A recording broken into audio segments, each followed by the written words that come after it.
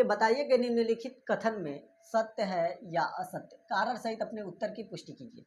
ये 1 से लेकर 5 तक क्वेश्चन हम लोगों को दिया हुआ है। अगर ये क्वेश्चन हम आप लोग को अभी बताते हैं तो नहीं समझ में आएगा। क्यों नहीं आएगा? क्योंकि अभी रेशियो के बारे में हम लोग पढ़ा ही नहीं है लोग कि साइन 0 का मान कितना होता है,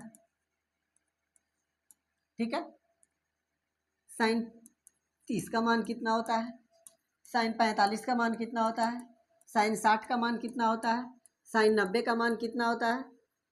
फिर उसके बाद एक एक करके साइन के बाद कॉस, कॉस के बाद टेन, टेन के बाद कॉसेक,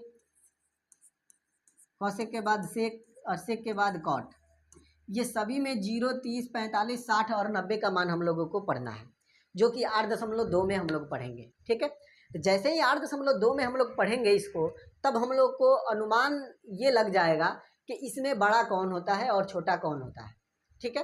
तो जब वो पता चल जाएगा तब हम लोग क्या कर सकते हैं, 11 नंबर का 1, 2, 3 जितना भी क्वेश्चन करके 5 नंबर तक क्वेश्चन जो दिया हुआ है उसको हम आसानी से सोल्व कर सकते हैं। और सोल्व करेंगे तो हमको समझ में आएगा। लेकिन इसी बात को हम अभी आप लोगों को समझाएं तो समझ में नहीं आएगा, कहिएगा अरे ये नहीं समझ में आ रहा है, इसको छोड़ दीजिए, ठीक है। हालांकि ये ऑब्जेक्टिव में क्वेश्चन पूछे जाते हैं, ठीक है, सब्जेक्टिव में तो नहीं, ऑब्जेक्टिव में ये क्वेश्चन पूछे जाते हैं। 11 नंबर का जितने भी क्वेश्चन है सब, ठीक है ना, उसमें से ऑब्जेक्टिव में पूछे जाते हैं। और ऑब्जेक्टिव हम लोग जब सोल्व करेंगे तो उसमें हम लोग को पढ़ना ही पढ़ना है। लेकिन 8.2 जब हम पढ़ेंगे, प्रश्नावली 8.2, तो उसमें फिर इस क्वेश्चन को हम रिपीट करेंगे और तब वहाँ पे हम आप लोग को समझाएंगे कि देखिए इस तरह से होता है, ठीक है। इसलिए हम लोग यहाँ पे इसको नहीं पढ़ेंगे, यहाँ पे पढ़ेंगे तो फिर समझ में नहीं आएगा। क्योंकि इसको समझने के लिए हम पहले ही बताए हैं कि ये चीज़ों को जानकारी हम लोग को प्राप्त होना चाहिए। साइन 0 का मान, साइन 30 का मान, साइन 45, साइन 60, साइन 90,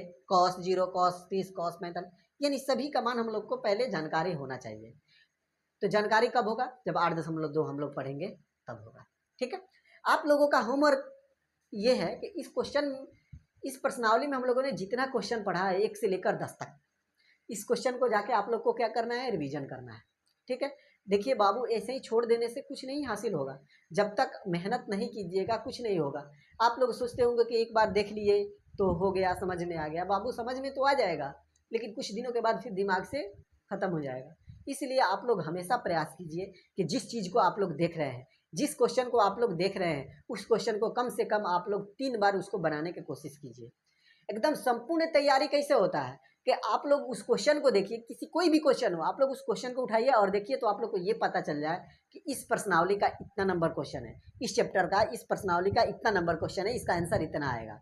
अगर ये आप लोगों को रिवीजन है, इतना आप लोग को एकदम जानकारी है, तब कहिएगा आप लोग एकदम हम लोग एग्जाम के लिए एकदम तैयार हैं, एग्जाम दे सकते हैं।